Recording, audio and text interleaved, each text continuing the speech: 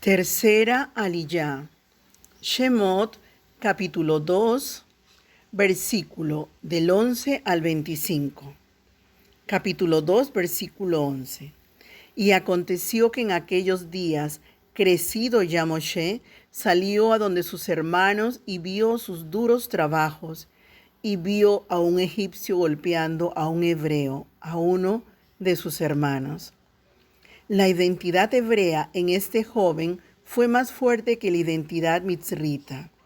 La expresión sus hermanos indica una identificación muy poderosa en su interior. Él tuvo que pasar una crisis profunda de identidad. Se preguntaba, ¿quién soy? ¿Soy mitzrita o ivrí? Finalmente tomó la decisión de seguir su corazón y unirse con los hermanos de sangre.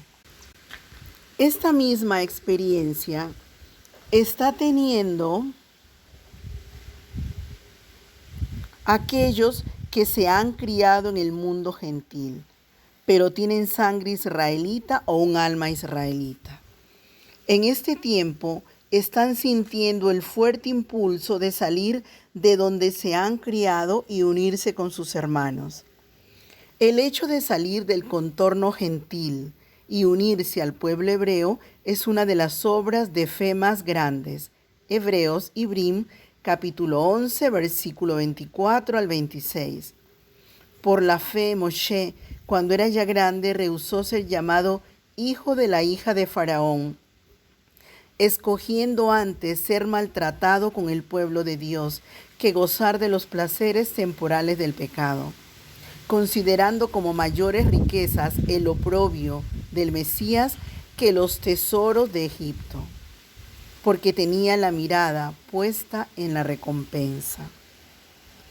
Vemos cómo el Mashiach estaba en la mente de Moshe cuando tomó la decisión de unirse al dolor del pueblo escogido. El Mashiach se identificó con su pueblo y tomó sus pecados sobre sí. Matillá, capítulo 1, versículo 21. Y dará a luz un hijo y le pondrá por nombre Yeshua, porque él salvará a su pueblo de sus pecados. Y Isaías, Yeshayá, capítulo 53, versículo del 4 al 6. Ciertamente él llevó nuestras enfermedades y cargó con nuestros dolores. Con todo, nosotros le tuvimos por azotado, por herido de Dios y afligido, mas él fue herido por nuestras transgresiones, molido por nuestras iniquidades. El castigo por nuestra paz cayó sobre él, y por sus heridas hemos sido sanados. Todos nosotros nos descarriamos como ovejas, nos apartamos cada cual por su camino, pero Hashem hizo que cayera sobre él la iniquidad de todos nosotros. El oprobio del Mashiach produce riquezas en el mundo venidero, Olam Abba. Romanos, Romillim, capítulo 8, versículo 16 al 18. El Espíritu mismo da testimonio a nuestro espíritu de que somos hijos de Dios, y si hijos de Dios, también herederos, herederos de Dios y coherederos con el Mesías, si en verdad padecemos con él, a fin de que también seamos glorificados con él. Pues considero que los sufrimientos de este tiempo presente no son dignos de ser comparados con la gloria que nos ha de ser revelada. Y segunda de Corintios, Corintijim Bet, capítulo 4, versículos 17 y 18. Pues esta aflicción leve y pasajera nos produce un eterno peso de gloria que sobrepasa toda comparación, al no poner nuestra vista en las cosas que se ven, sino en las que no se ven. Porque las cosas que se ven son temporales, pero las que no se ven son eternas. Los sufrimientos que padecemos por causa del Mashiach en este mundo producen un eterno peso de gloria en el mundo venidero. La manera de poder aguantar el dolor y el sufrimiento es estar pensando en lo que produce. Habrá una recompensa para los que sufren por causa del reino, como dijo nuestro gran y único Maestro Yeshua en Lucas, y lee el capítulo 6, versículo 22 y 23. Dichosos sois cuando los hombres os aborrecen, cuando os apartan de sí, os colman de insultos y desechan vuestro nombre como malo por causa del Hijo del Hombre. Alegraos en ese día y saltad de gozo, porque he aquí vuestra recompensa es grande en el cielo, pues sus padres trataban de la misma manera a los profetas. Moshe puso su mirada en la recompensa invisible que sería revelada en el futuro. También se fijó en el invisible. Hebreos, Ibrim, capítulo 11, versículo 27. Por la fe salió de Egipto sin temer la ira del rey, porque se mantuvo firme como viendo al invisible. Los sufrimientos por causa del reino producen recompensa en el Olam Abba, mundo venidero. Y todo tipo de sufrimientos en este mundo produce un carácter agradable para el Eterno si reaccionamos de manera correcta ante ellos. Santiago, Jacob, capítulo 1, versículo 2 al 4. Tened por sumo gozo, hermanos míos, el que os halléis en diversas pruebas, sabiendo que la prueba de vuestra fe produce paciencia, y que la paciencia tenga su perfecto resultado, para que seáis perfectos y completos, sin que os falte nada. Pues los sufrimientos ligeros y efímeros que ahora padecemos producen una gloria eterna que vale muchísimo más que todo sufrimiento. Shemot capítulo 2 versículo 14. Y él respondió: ¿Quién te ha puesto de príncipe o de juez sobre nosotros? ¿Estás hablando de matarme como mataste al egipcio? Entonces Moshe tuvo miedo y dijo: ciertamente se ha divulgado el asunto.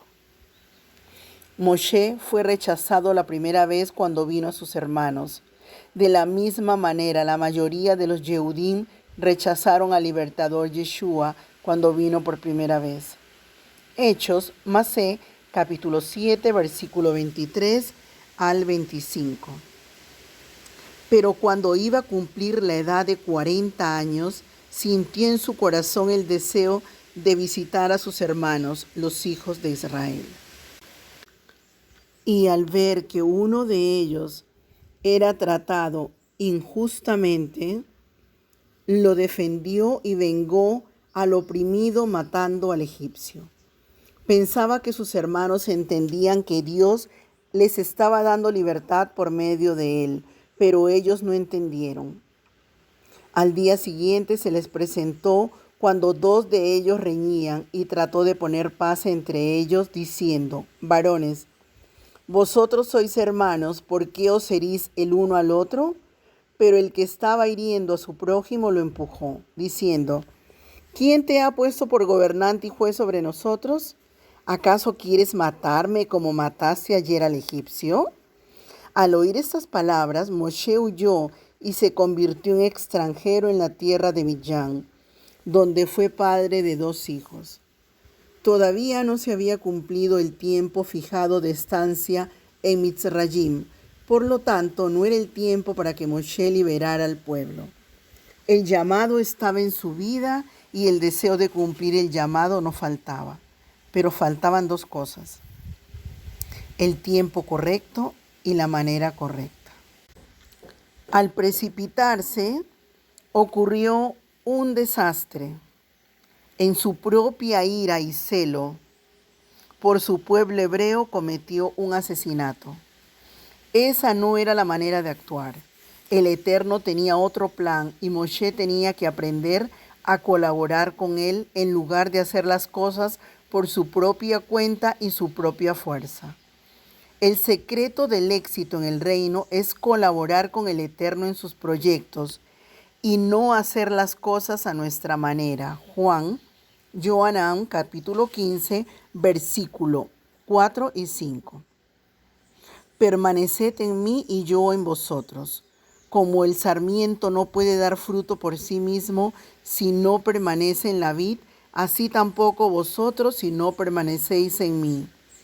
Yo soy la vid, vosotros los sarmientos. El que permanece en mí y yo en él, ese da mucho fruto, porque separados de mí nada podéis hacer. Shemot capítulo 2, versículo 15. Cuando Faraón se enteró del asunto, trató de matar a Moshe, pero Moshe huyó de la presencia de Faraón y se fue a vivir a la tierra de Midyan, y allí se sentó junto a un pozo. Según el Midrash, Moshe se fue primero a la tierra de Cush, donde obtuvo su primera esposa, que luego le despidió.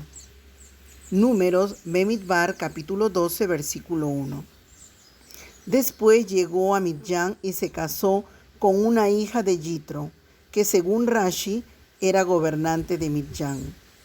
Los 40 años en el desierto enseñarían a Moshe a ser humilde y depender del Eterno para poder ser un verdadero libertador. La dependencia del Eterno es la clave para tener éxito en el reino. Amén